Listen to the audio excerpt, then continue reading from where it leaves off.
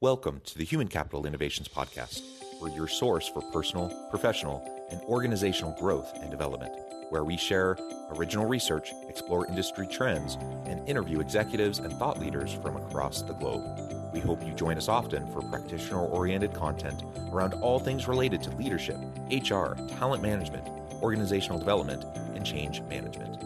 Maximize your personal and organizational potential with Human Capital Innovations Podcast.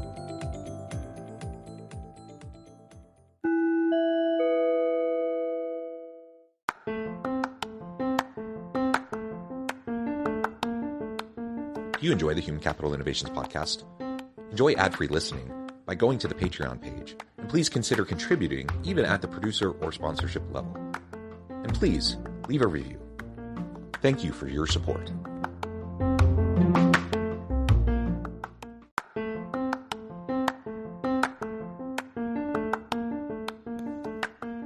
Welcome to the Human Capital Innovations Podcast. In this HCI Podcast episode, I talk with John Schneider and Harini Sridharan about modernizing performance management.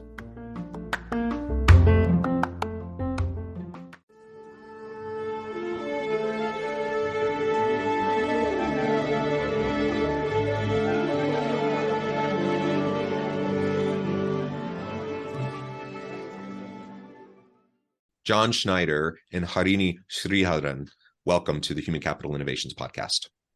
Thank you very much. Thank you. Glad to be here. It is a pleasure to be with both of you. You're joining us from different parts of California, northern and southern. I'm south of Salt Lake City in Utah. And today we're going to be talking about modernizing performance management and some better work systems that help you to do that. So I'm super excited to explore this with both of you. As we get started, I wanted to share your bios with everybody. John brings BetterWorks' vast experience and a proven track record of leading large-scale business transformations for growth and position in the marketplace. Prior to joining BetterWorks, he was vice president of platform and solutions marketing at IntApp.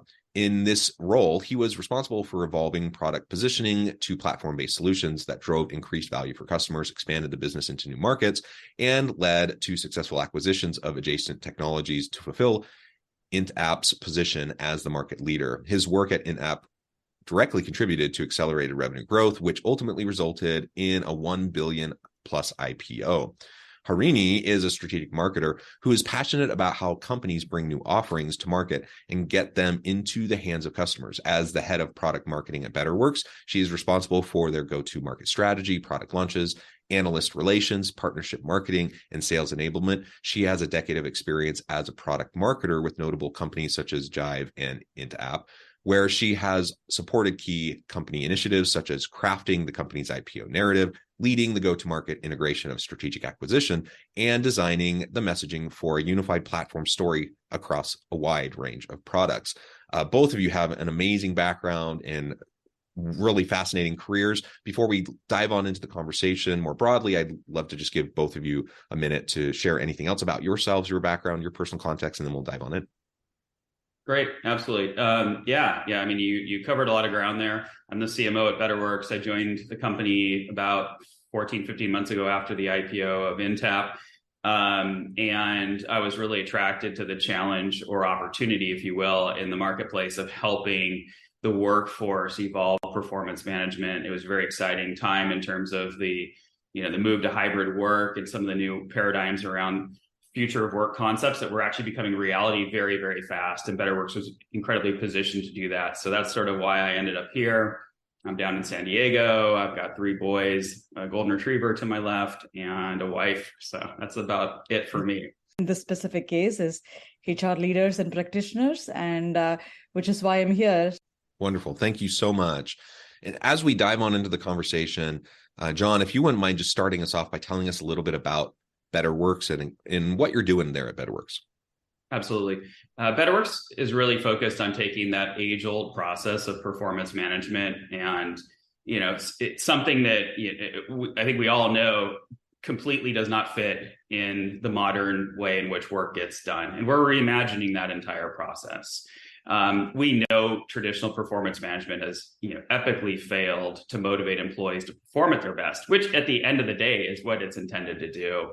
And so, we look at that traditional performance review process that's universally seen as, cumbersome, time consuming, ineffective, biased, and really disconnected overall from everything it's supposed to do about rewarding and encouraging performance. And we really re-engineer that entire process, if you will. And I think, that what's so exciting about that is it really strikes to the heart of so many things that what workers really want and have always wanted, very human needs of what drives the purpose and the engagement around it. And there's so much demand for that today in terms of what CHROs and HR leaders are looking for today.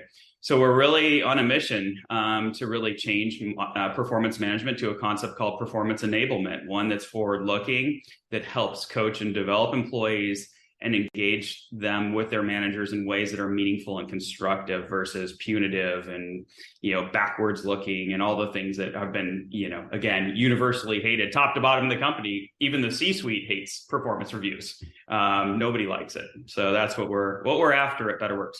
Yeah, nobody likes it. And it's been that way for a long time. I mean, when was it? It was even 12 plus years ago when some of the tech firms, I remember Adobe making the big announcement that they're getting rid of all performance appraisals and whatnot. And of course, they're not getting rid of performance management. Everyone has to have coaching and feedback and opportunities to address performance issues, etc. But they recognize what we all recognize, that it's not effective. In fact, in many ways, it can be very problematic, the traditional approaches that might have worked a little bit better in a different day and age, but certainly doesn't work now. And we could even debate whether it worked well, 20, 30 years ago. And so that's been the trend, right? And increasingly more and more organizations have moved away from the traditional models of performance management systems. And in this modern era, in the modern world of work, and as things continue to evolve, we need to be able to adapt. And if we can't adapt, we're going to be dinosaurs. We're going to fall behind. Certainly, we're not going to get the best out of our people, but we're also going to continue these processes that are time intensive, don't really add a whole lot of value, and sometimes make things worse. Yeah, exactly. And I think, Adobe's a great example. They were really headliners in taking that old process and, not continuing with it. And it made a lot of news. And now what we now see is, it's becoming more principled and repeatable, and companies, not just Adobe, are looking at this, and it's more at scale. So then comes into the question of the technologies like BetterWorks offers to enable that and make it repeatable and, easy to perform and such. So there's been a tremendous amount of innovation since, if you would, early company adopters like an Adobe had, kind of pioneered, like, let's just scrap what was and do something different. Yeah, and there's a lot of reason behind why it doesn't work, right? There are, so our own customers, Colgate is a great one. They're a household name. They've been leaders in the personal care space for a very, very long time. And to maintain this lead requires intense focus and a lot of agility, especially more in the recent times when there's been so much headwind around increased cost of raw material and so many competitors, especially the direct-to-consumer startups. So they've needed to be this company that was extremely agile, rapidly iterates, has these fast decision cycles, and the old way of performance management just doesn't work, right? Because you set goals for the entire year. The way the old performance management works is that you set goals for the entire year, and then you revisit it 1 year later to see if you've accomplished these goals. And that doesn't work anymore in an environment where your goals keep changing every quarter or maybe even oftener.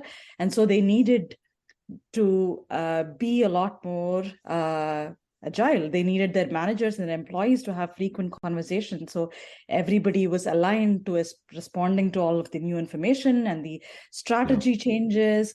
And so managers could support their employees learning new career skills to cater to the new needs of the business. And so, and also ensure that there was continued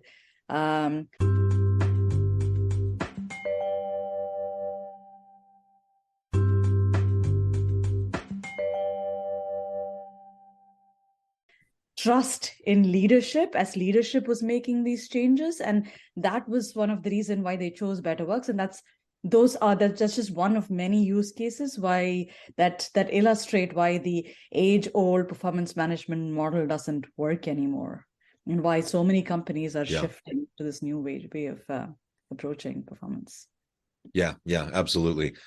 Now, I also saw recently news around Red Thread Research Tech Consortium. I know BetterWorks joined the consortium. Harini, maybe you can tell us a little bit more about that involvement there and how you envision BetterWorks' involvement in the future. Yep. So we have been big fans of Red Thread even before the Tech Consortium formed. There's a lot of alignment in terms of the topics that we are focused on as companies. Red Thread focuses its research on what we consider are core objectives of a performance management solution, a modern performance management solution.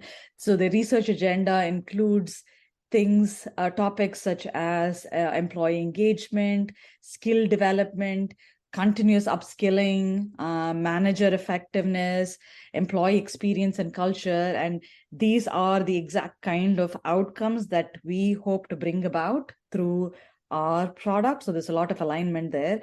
And in addition to this, we are also, we as a performance management solution are specifically focused on the needs of the large enterprise, which obviously is very unique in terms of, because of their own unique challenges, right? They are structurally a lot more complex. They have multiple divisions and subsidiaries, and they have large distributed workforces and different modes of working. And Red Thread really understands the HR challenges that comes with it, and they specifically address their research to also include an understanding of these challenges, the nuances behind these challenges. So there's a lot of synergy there, and we are hoping that, and we're excited about, as a consortium, which includes many reputable members like Workday and Digreed and Visier, we are hoping to come together and not just share our collective wisdom and leverage the research that Red Thread is creating, but also bring up topics that we hear from our customers around what are the most burning issues and questions for them, support the research around focusing on these topics that are of most interest to our customers. And we're hoping that the research in turn will inform our product direction. So that's our biggest motivation behind the Tech Consortium. Yeah, and for listeners who may not be aware and familiar with Red Thread Research Tech Consortium, really is a fantastic resource. So absolutely check it out, look it up, and look at what they're doing and the resources that are available. And you referred, Harini, to engagement as one of those things that is impacted by the modern performance management approach and some of the stuff that you're doing there at BetterWorks. Maybe we can drill down on that a little bit more and talk more about employee engagement and the trends that we see. Now, Gallup has been doing their annual engagement survey for a long time now. The percentage of engaged people at work usually hovers around, a third or a little bit more than a third of workers. The actively disengaged tend to be a really dramatic, large number of the workforce, which is really concerning. Tell us a little bit more about some of the current trends that you're seeing around worker engagement, and what a different approach towards performance management, how that might be able to address some of this engagement types of issues and challenges that we're seeing. Yeah, that's an excellent question, and it's what BetterWorks is aimed at solving for. It seems like Gallup never seems to come out with a score that is satisfactory to businesses in terms of employee engagement, and it dropped to 32% this past year, which is definitely alarming.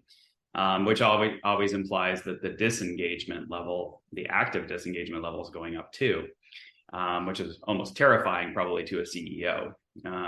So that's a challenge. And I think, the first thing we have to answer about, why is employee engagement such a barometer, and why is it so important? And, it's a bigger metric. For a long time, employee satisfaction was more just about, are you paid well? Are you happy being here?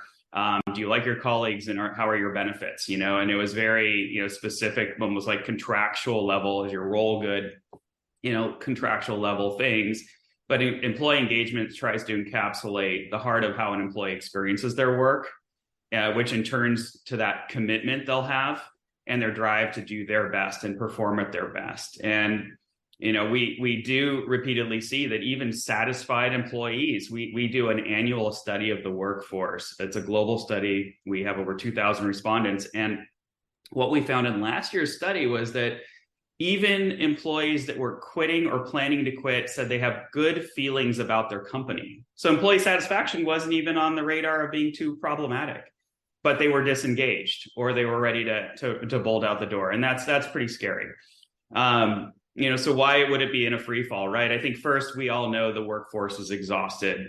In a short time, we've gone from the booming economy to one that's now wobbly at best, maybe going into recession. And then, and things that are not as much in the control of, not economic as much, but, the pandemic from, now there's war, and then there's social unrest. There's all these variables that are weighing heavily in the lives of everybody, you, me, everybody, right? And so I think we all know that one has been around, and it really exhausts the employees, and probably leads to some, concerns there. But, also that point that we made early on, which was, work has fundamentally changed, right? In a few short years, there's been about 2 decades of future of work predictions that have been crammed into those very short windows. Remote and hybrid work. We have much more network teams solving problems, which means managers have a completely different role in that environment. The way goals are accomplished in team environments. And there's so many other things that we've started to see and realize about that new, the new way in which work is getting done today. Workers, it's not lost on them that they're, that this work environment has changed. The butts and seat model no longer, is believable. Before it was, employers saying you got to sit here 40 hours a week. They're like, wait, for 3 years, I just navigated my job at home. In fact, I worked more hours and did more. So that renegotiation of the contract is going way beyond the literal terms of the contract itself, of pay and role and all that, and it really starts to strike at things that Better Work solves for. How does an employee feel and develop purpose and alignment to the company, and that they're accomplishing ambitious goals that are important to the business? That's a very important part of why somebody would be engaged. Another one would be having managers that coach. Not looking backwards and punitively doing reviews, but actually coach and develop their employees for success. And then the overall purpose of the company. They're asking for a company to be more purpose-driven, have a more greater meaning than just the profit motive alone. And so all of that, boils into this need for a connection to people, connection to purpose and meaning in their jobs. And, if we see those more robust engagement environments, where workforces are highly motivated, you're going to see that employee alignment to goals. You're going to see the transparency. People feel like they understand what they're doing and why they're doing it. And they certainly are probably collaborating and interacting across teams, across space and time boundaries in ways that work for their personal life, at the same time are accomplishing things that are very important. The traditional org chart is not how work is getting done in those environments. And so we see all of those things happening around employee engagement today. And it's a lot for an HR leader to take in and solve against, because it happens so fast.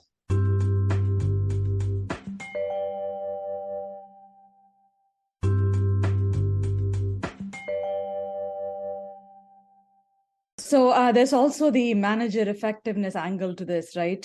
Which is the linchpin of employee engagement. It's basically managers who make or break what the employee experience is like at a company. And the interesting thing is there are so many companies that are growing so rapidly. And when they grow so rapidly, and they're in the hyper growth mode, what's really, they're also promoting people at a much rapid pace. And what happens is that there are now really high performing ICs, individual contributors, who are suddenly people managers, who are no longer high performing as people managers only because they've not trained to be high performing people managers. So how do you run an effective company? How do you make these managers more effective? How do you help first-time managers help maintain the scale of a strong, when you scale your company, how do you maintain a strong and innovative culture with first-time managers? So that's another important topic for us that's really critical to maintaining employee engagement, and that's a pivotal that's pivotal to what our product does as well. Yeah, awesome. And maybe in our last few minutes together, we can talk a little bit more specifically about the technological innovations that HR leaders are evaluating right now and trying to figure out how to utilize to modernize performance management. Do you want to take that, Harini? That sounds like a product marketing. Sure. Yeah. There's definitely a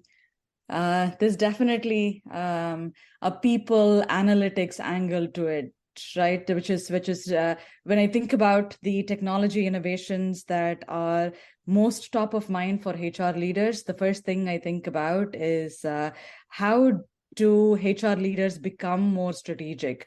How do they better support business transformation efforts? And the first thing that comes to mind from a technology standpoint that can support that is people analytics.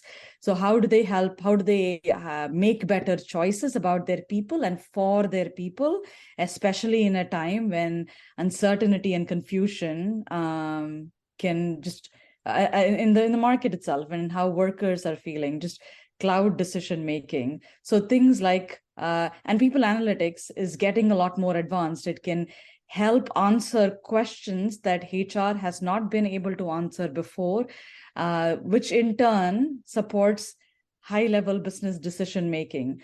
Questions such as assessing the value of their training programs. What percentage of poor performers are becoming good or better performers within the year because of their development efforts or training programs? We know that HR spends so much time and money and effort into learning and development programs, but they don't really know if they're effective, and people analytics can actually help there. Another critical area is where people analytics can play a huge role is to eliminate bias in the workplace, answering questions such as, are minority groups getting the same number of career and coaching conversations as others? Which departments or which locations has the largest gender bias or ethnicity bias? So it can answer these really critical questions. Speaking of diversity and inclusion and removing unconscious bias, another big technology area is AI, of course, right? Even we have started using AI to detect in real time unconscious bias in peer feedback or manager reviews that are being written, and to provide adjustment recommendations. AI is being used so much more in the performance management space, and I see it being used even more. Like ChatGPT is a big topic these days, and you can imagine the technology behind ChatGPT could help managers write more comprehensive and better performance reviews, or help HR or people leaders prepare for like difficult conversations with employees, or help employees define their goals better. SMART goals, they call it, right? How do you define goals that are most effective and meaningful? So those are the things that come top of mind for me when I think about technology. I think I would just add one other point is that in order to get the data, there's a very important aspect of the innovation that we focus on, and that is, of course, on user experience. And it kind of just rounds out kind of the opening parts about how much the performance review is universally hated. Well, in a traditional performance review process, there's a system, probably the HCM technology, where you have to go about 6, 7, 8 clicks down into some application that is not the purpose of the HCM, but just a piece of it, and fill out a performance, evaluation or put in goals, and you don't go back until a year later or half a year later. And then you're sweating because you're like, oh my gosh, I didn't even do that goal. It changed a week later. And so one of the concepts that we really focus on is the flow of work. And so we embed BetterWorks where people are doing their jobs. That's where engagement happens. If they are engaged and they're leaning in, they're doing it when they're writing their goals, discussing and having a conversation with their employees, getting feedback from their colleagues, or getting recognition.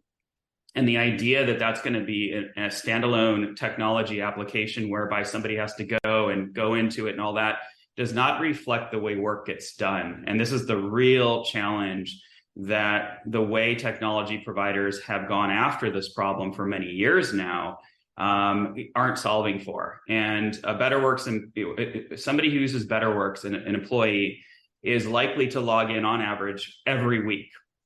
And if you take an HCM with performance management, they log in quarterly, maybe semi-annually, probably, and maybe just annually.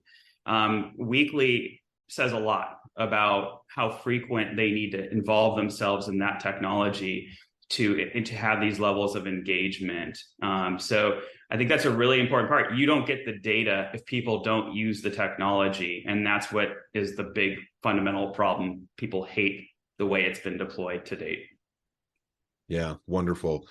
John and Harini, it's been a real pleasure talking with you. I note the time. I need to let you go here in just a minute. Before we wrap things up, I wanted to give you a chance to share with the audience how they can connect with you, find out more about your work, your team, and then give us a final word on the topic for today.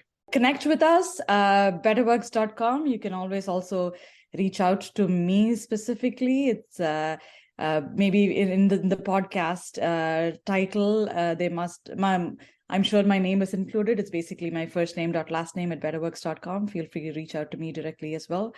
In this era of layoffs and the economy hit the economic downturn, there's nothing more important. There's nothing more important than for companies than using the limited resources that you have, putting your heads down, doing focused, effective work to keep the company moving. And that's been that's a big use case for performance management. Performance management was always meant to be a tool to enable companies, enable employees and the companies to do better, especially in a time like this. And we are hoping to revamp performance management to be exactly that. Wonderful. John, anything you would like to say as final word? Yeah, I'm easy to find, John at BetterWorks. And I would add also an advertisement for our thought leadership platform called People Fundamentals. There's a webinar on a monthly basis, and we bring thought leaders all over the industry to discuss the big relevant topics of the day. We have one in February coming up right now with Josh Burson, for example, and Rivian talking about modern performance management. So anybody who's interested in things like this podcast are probably interested in hearing these thought leadership topics. I think I close on, just kind of to add to it all. I think, one thing at BetterWorks, we don't like talking about how HR needs to take a seat at the table. They have a seat at the table. And I wanted to, just really urge CHROs and HR leaders to really look at their position from the standpoint of how much CEOs need them to lean in on the strategy and how to operationalize that strategy with the workforce in ways that they probably weren't asked in the past. All of this technology, the hybrid work environment, all these things, there's more at their fingertips to achieve all of this than ever before. It actually should be an exciting time to take on those challenges and be that hero to the CEO who's trying to get that workforce agility, develop the resilience needed, especially in a down economy. All of those things are relevant and they're needed more than ever. Wonderful. Again, John, Harini, it has been a real pleasure. I encourage the audience to reach out, get connected, find out more about what their team at BetterWorks can do for you. And as always, I hope everyone can stay healthy and safe, that you can find meaning and purpose at work each and every day. And I hope you all have a great week. Do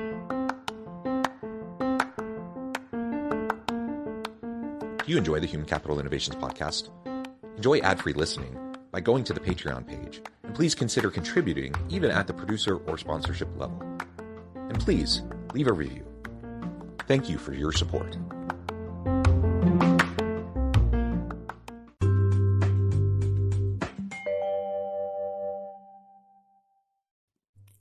Thanks again for joining us for this episode of the Human Capital Innovations podcast.